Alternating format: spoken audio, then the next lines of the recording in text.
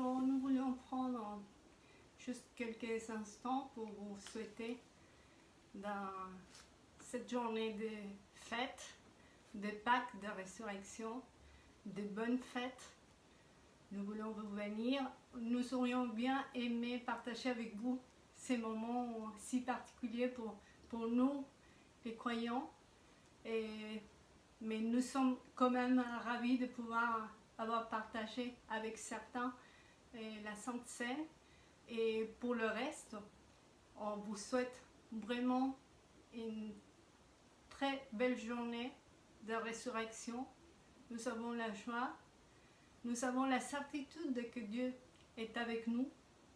Et aujourd'hui, précisément, nous faisons mémoire de ce que le Seigneur a fait en allant à la croix.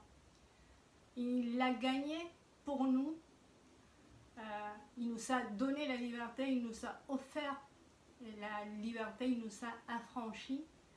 Et son sang nous a couverts de sa grâce, de sa justice. Nous savons que nous sommes gardés par son sang. Et c'est ça que nous fêtons aujourd'hui. Que le Seigneur, il est mort à la croix pour nos péchés, qu'il est ressuscité, qu'il est vivant, qu'il est puissant pour nous garder. Son sang, il nous garde dans toutes circonstances. Et nous vivons des moments particuliers, mais en tant qu'enfants de Dieu, nous pouvons avoir cette certitude que le Seigneur, il est celui qui garde nos vies. Et je voulais juste vous partager un verset, deux versets. Les Psaumes 34, verset 16. Est-ce que tu peux lire, s'il te plaît? Les yeux de l'Éternel se tournent vers les justes, son oreille est tendue pour écouter leurs cris. Mais l'Éternel s'oppose à ceux qui font le mal pour ôter de la terre jusqu'à leur souvenir. Lorsque les hommes justes lancent leurs cris vers lui, l'Éternel les entend, aussi il les arrache à toute leur détresse. Ça fait partie des promesses de Dieu.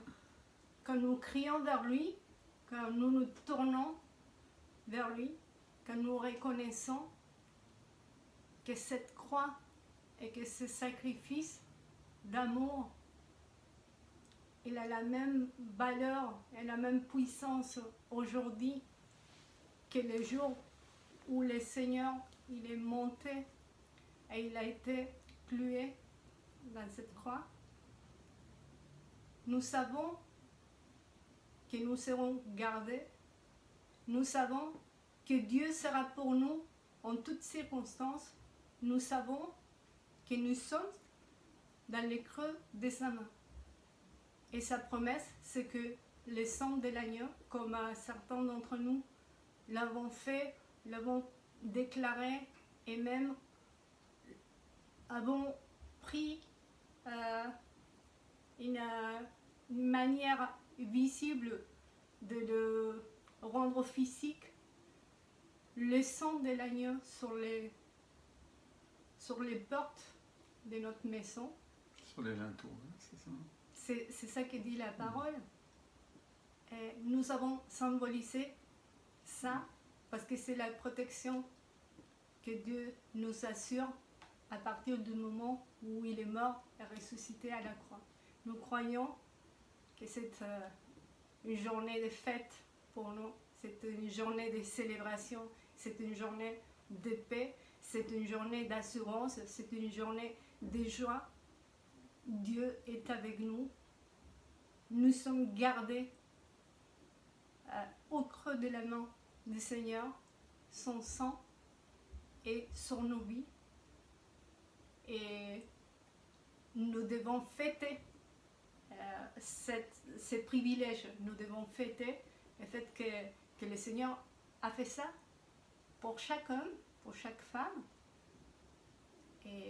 mais pour nous, ses enfants. Nous vous bénissons, nous vous souhaitons vraiment de passer une journée bénie dans la joie, dans la paix, dans la certitude que ce sacrifice, il est toujours puissant, efficace et véritable. Amen. Amen.